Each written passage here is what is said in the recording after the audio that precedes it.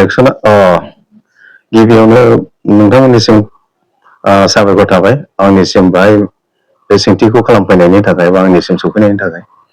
आरो लोगोसे दुलाराय नायगिरि आरो रायजो राजा मानगोनां बिथांमोननिसिम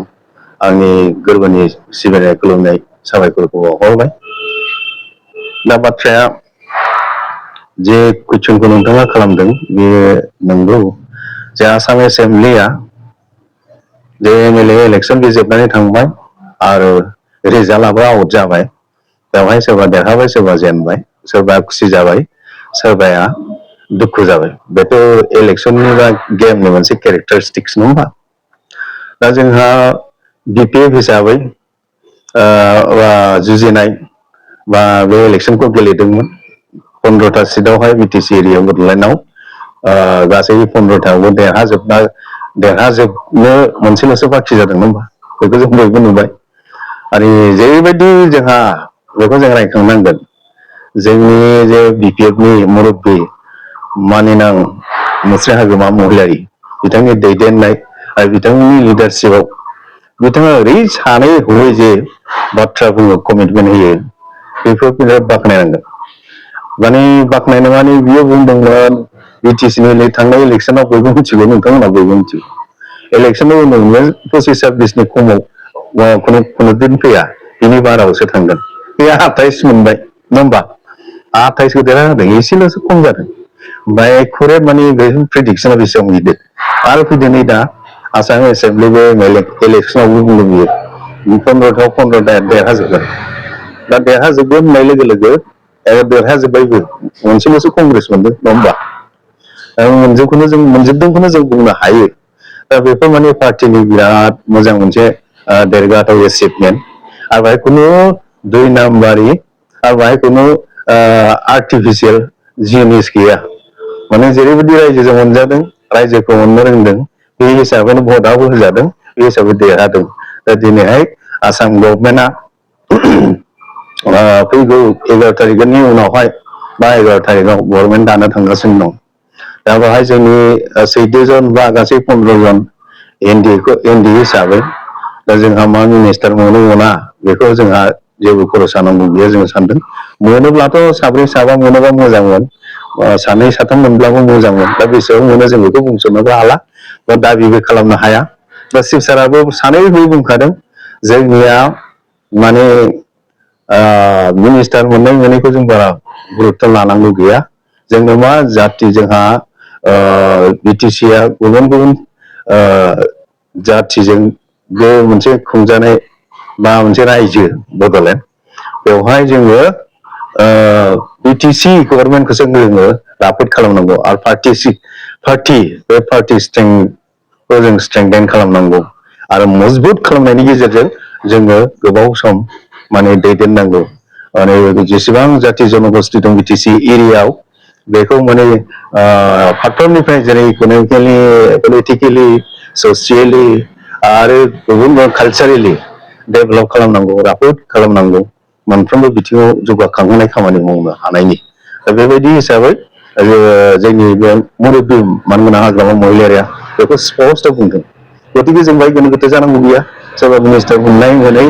सोरबा मिनिस्टार मोनैनि दुखु जानाय बेखौ जों साननांगौ गैया आंबो साननो लुबैया आंबो बेखौनो बिराद मानियो। गतिके बे मोनसे गिदिर बाथ्रा जोङो देरहानाय जेननायनिफ्राय जोंनि खामानियासो बांसिन जानांगौ आरो सैथोथाजों खामानि मावनांगौ। दा सोर जेनखो सोर देरहाखो जाय पार्टिया मोजाङै मावदों पाब्लिकजों अनसायजादों बेनो देरहाबाय दिनै बेखौ जों मानिनानै लानांगोन।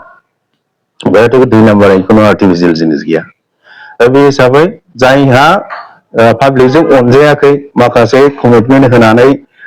भुल खोथा बुंनानै नंखाय खोथा फोसावनानै जे माने पाब्लिकजों अनसायजायाखै नंखायनो भट होजायाखै भटआ खम होदों ओंखायनो जेनदों नङा होमबा? बेखौनो मानिनानै लानो हानांगौ। दा लानो हायाखैबा बे दुखुनांथाव। दा बेबायदि आरोखि दा गतिके फैगौ सानाव जोंनि बिटिसि एरियायाव खुनु दावराव दावसि गैयाजासे जोंनि हाग्रामा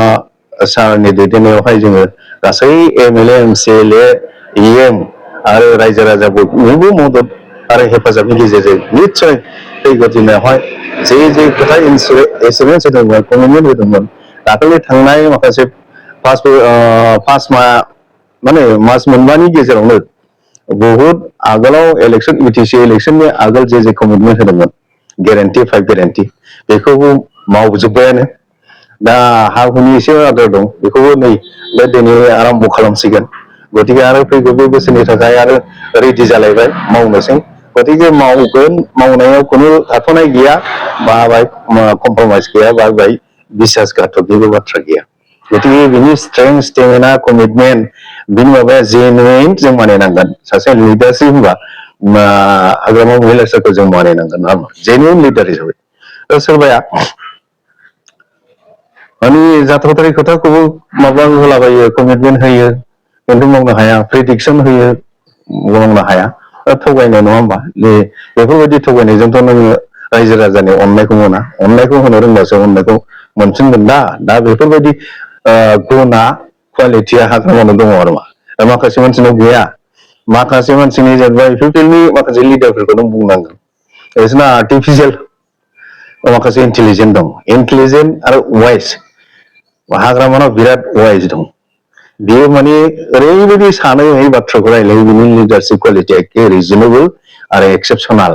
बेखौ रावबो दिनै खालामनो हानाय नङा मोजां स्टार्ट खालामनो हायोबा बाथ्रा माने जेनोब्ला मा बुंगोन मा बुङा बे माने बाथ्रायानो माने आन्दायनानै बुंनाय जायो आरोखि जेराव देख देख नुबाय रायजो राजानि नोङो जिखुनु इलेक्शन केम्पेइननि मिटिं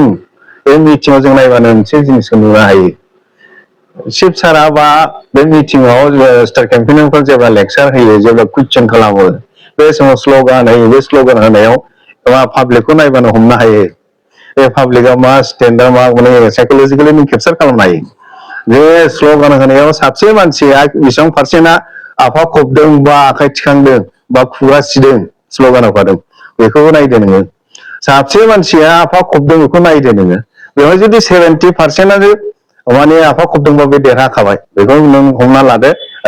नों 100% देरहागोन बे एरियायाव बे जिनिसखौ नों नुहुरखायो खिन्थु माखासे बेवहाय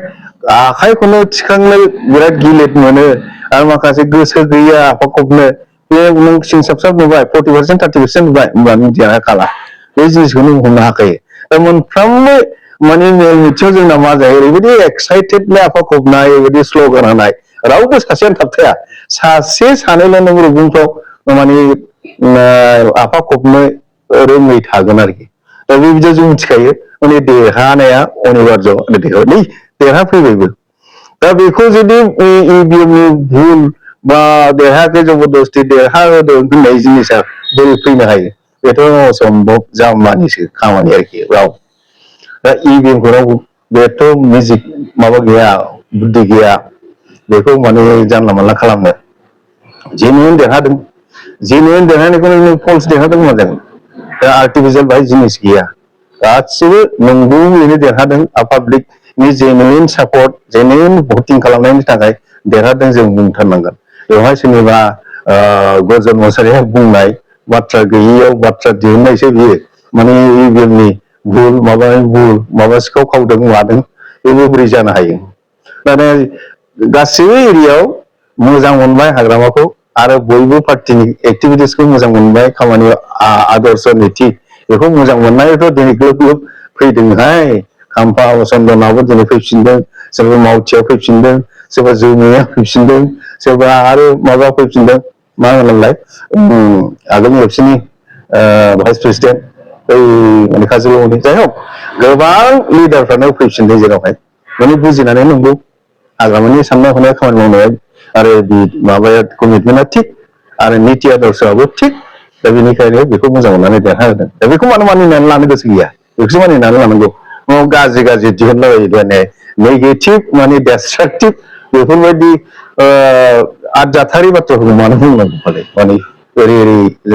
माबा मावदों भुल बा सिखाव खावनानै देरहादों बेफोरबायदिखौ बुंनो नाङा हामा वाइस बाथ्राखौ बुंनांगौ वाइस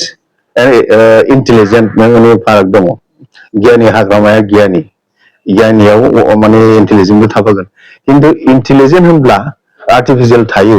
बिराद थगायसुला थायो दा जोंनि माखासे इउपिपिएलनि लिडारफोरनाव बेबायदि आर्टिफिशियेल इन्टेलिजेन्स दङ आं बे आर्टिफिशियेल इन्टेलिजेन्सखौ होनाखै जोंनियावहाय माखासे माने आर्टिफिशियेल इन्टेलिजेन्स बानायनानै लानाय थायो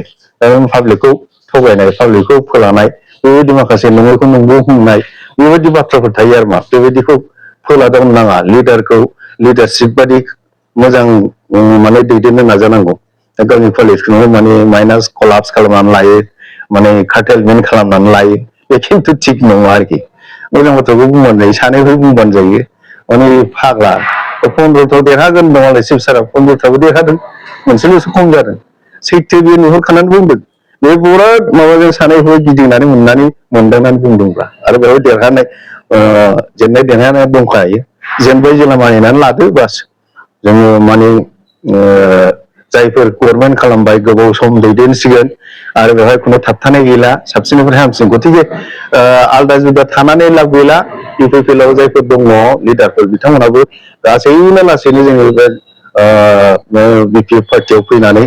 ज' खामानि मावफैबा बहुद मोजांसो जागोन जों सानै हय गोबां बाथ्राखौ जोङो कनस्ट्राक्टिभलि जोङो मावनो हालांगोन जातिखौ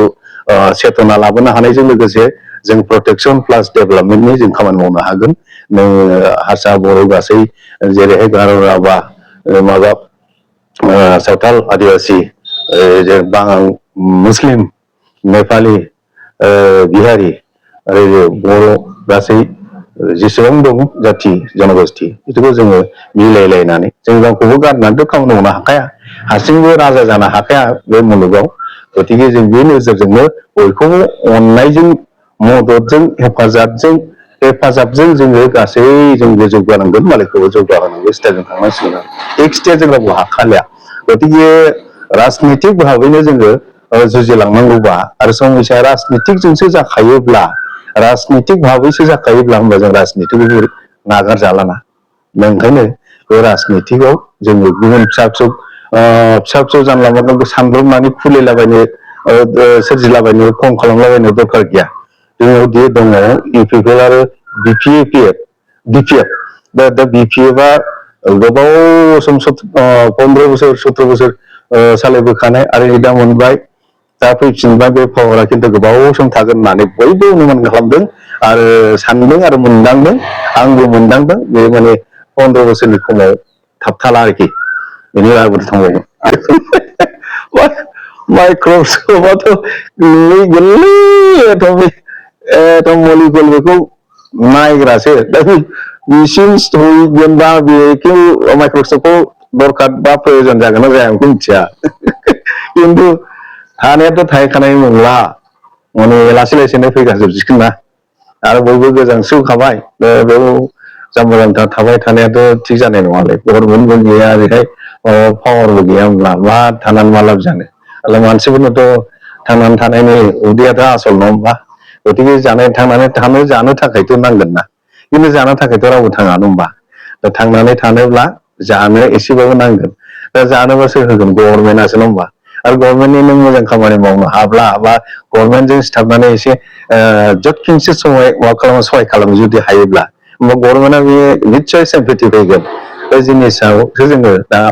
माबानांगौ आरो ओरैनो बिनानैथ' मोनजानाय नङा खामानि मावनांगोन पार्टिनि खामानि मावनांगोन रायजो राजाखौ सेबा खालामनांगोन आरो मोजाङै सेबा खालामनांगोन सेबाया माबायदि थगाय थसि नङा गावनि पार्सेन्टेजखौ गिदिर गिदिर दोनखोमानानै माने पाब्लिकनो फिसाजों थफ्लाजों थगायनाय बेबायदि नङा ओंखायनो जायफोर जोंनि गभर्नमेन्ट दं बे गभर्नमेन्टनि जोंनि मावफारि बिथांमोनखौबो आङो खावलायो जाहाथे रावबो भुल मावा बेबायदि माने 2 नाम्बारि बा थगाय थसिखौ सोलोङा मोजाङै मोजां जाहाथे हाग्रामा सारनि दैदेननायाव जोङो माने successfully each and every works बा स्टेप बा प्रजेक्ट बेखौ जोङो गोरोन्थि गैयाजासे सेटिसफेक्टरि रायजोनि थाखाय गोजोनथाव हिसाबै जों प्रेजेन्ट खालामनो हायो मावनो हायो बेखौ आसा खालामदों जाहाथे भबिष्यतआव जों बयबो साफा जायफोर माने केलिबार दं टेलेन्ट दं एबिलिटि दं केपासिटि दं केपाबिलिटि दं बिथांमोना जाहाथे साबसिननिफ्राय हामसिन लिडार जानो हायो थगाय थसिजों जाहाथे लिडारशिप जाया आं बेखौ खावलायदों जाहाथे पाब्लिकफ्राबो जेनुइन प्रेजेन्टेसनखौ मोनो ओमफ्राय जेनुइन मावथायखौ मोनो बेखौ आङो बुंनानै आंनि बुंनायखौ बयबो रायजो राजा नायगिरि सानसुमै बिथांमोननिसिम आंनि खुलुमनाय एसे एनैखौ बावहरनानै बेयावनो फोजोबबाय होननानै आं फोसावबाय। गोजोन्थों, खुलुमबाय।